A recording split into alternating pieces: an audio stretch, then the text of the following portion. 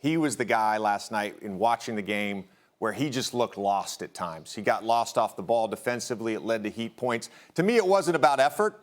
It was about a lack of communication, a lack of execution, and at times a lack of basketball intelligence.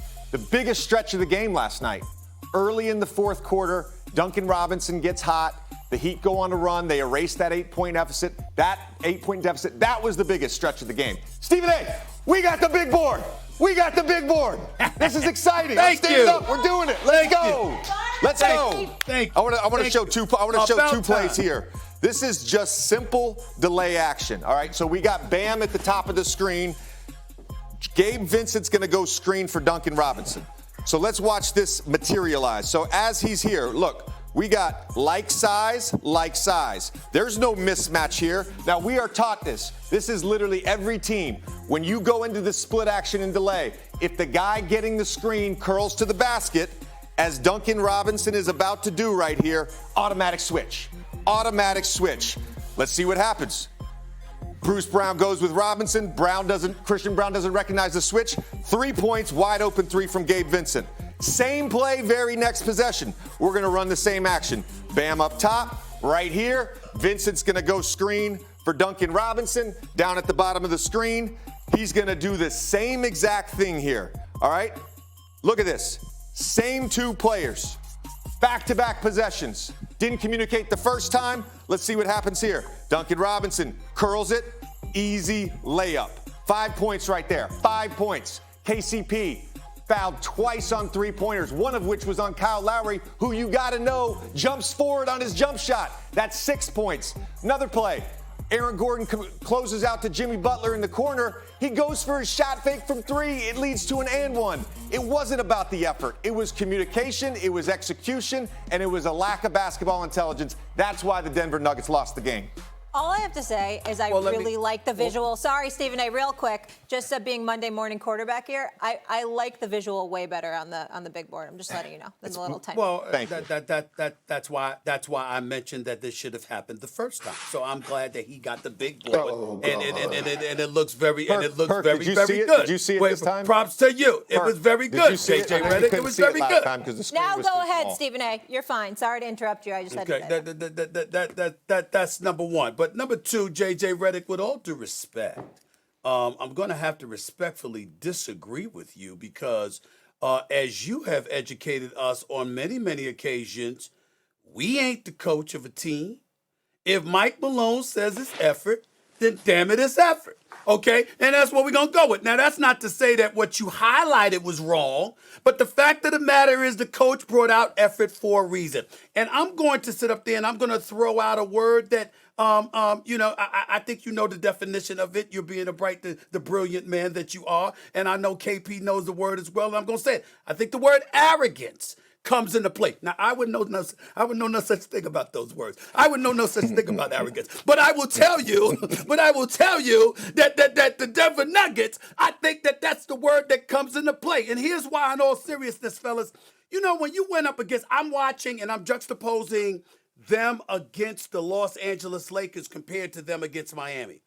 They beat the Lakers in game one. Anthony Davis drops 40, but Jokic has a triple-double, 36, 21, and 14. He's absolutely phenomenal, particularly in the first half of that game. He puts on the show, and Mike Malone comes into the press conference lamenting how everybody's talking about what the Lakers need to do to win game two, as opposed to pointing out what Denver did to win game one.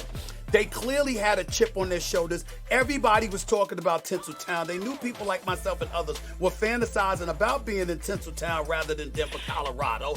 And it fed into this chip that they've had on their shoulders for the vast majority of this season that I believe has served a role in propelling them to this point. And so you get that done. Not only do you get it done, you sweep the Los Angeles Lakers. Then you transition to the NBA Finals. Now you're the hunted because you're the prohibitive favorite. Everybody outside of Kendrick Perkins practically believes you're going to win this series, if not literally. You got guys like Jay Williams saying they're going to get swept. The Miami Heat are going to get swept. They're not even going to win a game. There is something to be said about being that favorites, making sure you knock off a giant that everybody was looking at and saying, okay, Tinseltown, LA, that's where everybody wants to be. It's LeBron James, it's Anthony Davis, and all of this other stuff. After beating Kevin Durant and Devin Booker.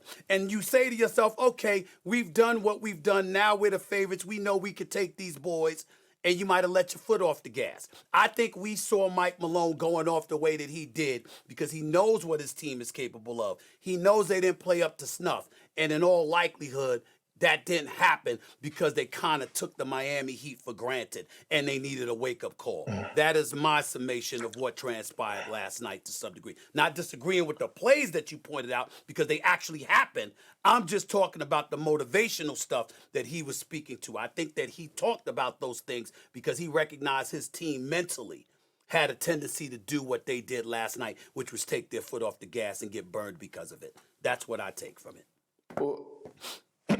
Well, first of all, JJ, I love the tape breakdown because you also showed the value of cutting hard for your teammates. And I thought the Miami Heat did an excellent job of cutting hard. May not got the ball, but got somebody a wide open shot. And also, when you cut that hard and you're in there with Duncan Robinson, you have to pay attention because you do have that quick pitch and dribble handoff action with Bam and that guy that's popping back. That's number two. Number three, Michael Malone is calling out his team, but who's calling out Michael Malone? Okay, we talk about how dangerous the two-man game is with Jokic and Jamal Murray, but what happens when that's not going? What happens when Jamal Murray is not going and you do have Jimmy Butler on them, but Jokic do drop 41, and they do start big, and now all of a sudden you taking Aaron Gordon out the game, who are you going to rely on next?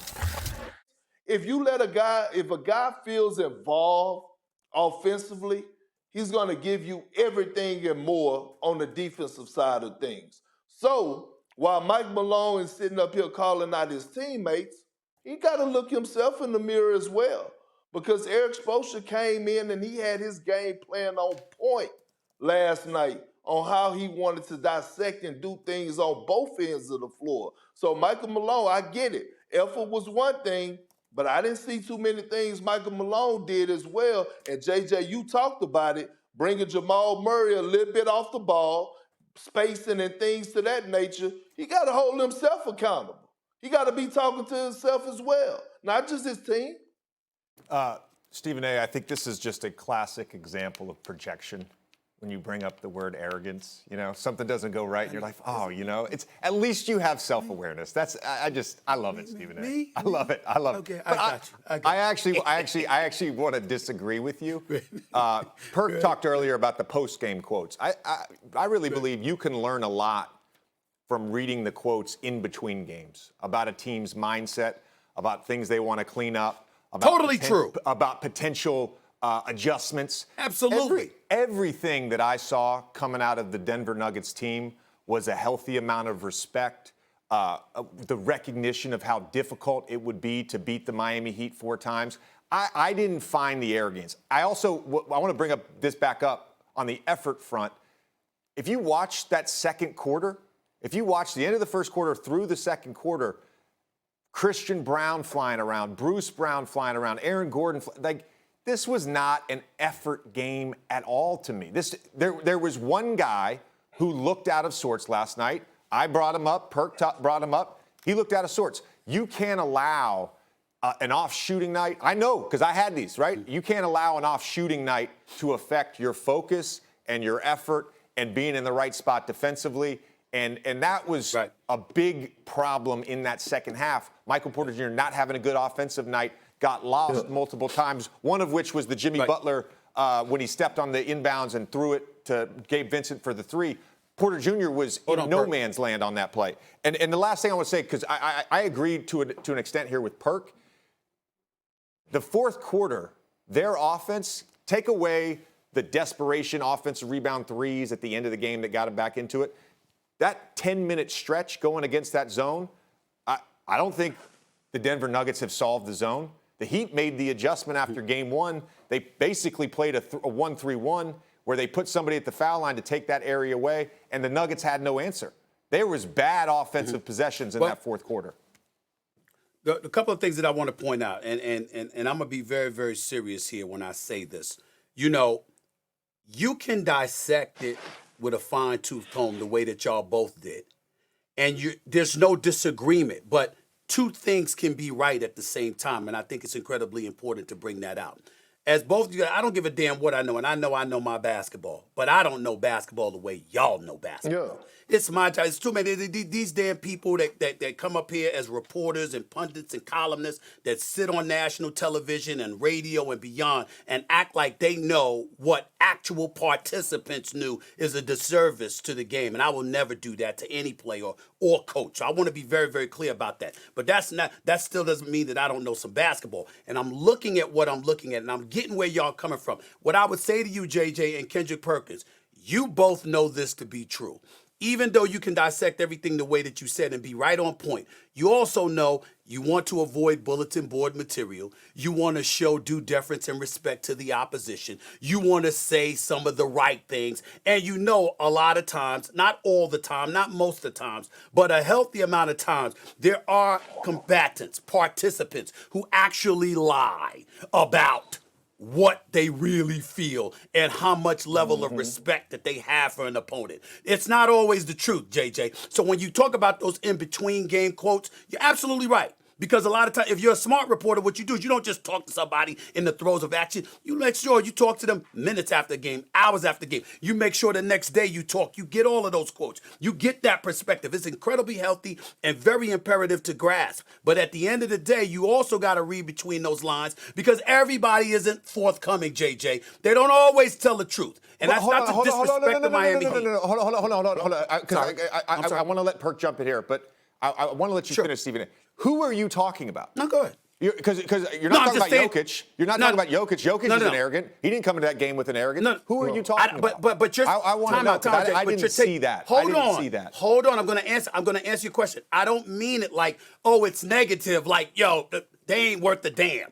I'm saying that the Denver Nuggets are supremely confident that this is a team they could and should beat. And from time to time, when you're going up against a particular opponent, you may take your foot off the gas. That's all I mean by that statement when I'm talking about arrogance. I'm not saying Miami's garbage. Oh, they can't play. We ain't worried about them. I'm saying Denver may have very well had the attitude. We can play bully ball. We're the bigger team. We're athletic. We've got perimeter shooting. We have depth. We don't have a problem with offensive efficiency the way that they did. We believe we're the superior team. That's all I mean by that statement. It's not to be taken in a fashion that says Miami ain't worth a damn.